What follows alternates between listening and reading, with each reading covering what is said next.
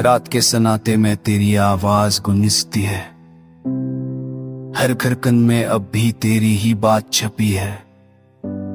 वो पुराने गीतों की तरह जो दिल खाते थे, खामोश आंखों से हम सब कुछ कह जाते थे।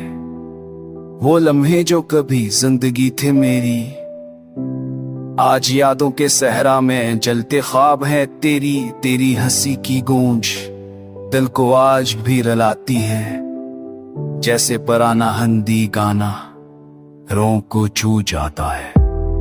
मैंने चाहा था तुझे इबादत की तरह, तो बिछड़ गया ऐसे जैसे दुआ अधूरी रह गई।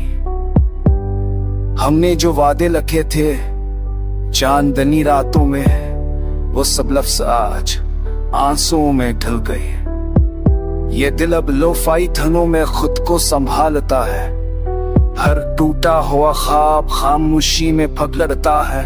तो पास नहीं फिर भी एहसास में जिंदा है, ये टूटा दिल आज भी तुझसे ही कहता है।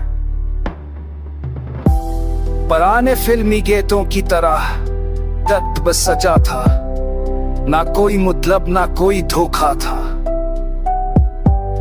बस मोहब्बत थी जो हम हार गए, और वक्त के हाथों सब कुछ मार गए। तन्हाई मेरी सबसे बड़ी सहेली है, दर्द की हर सांस मुझे जिंदा रखती है।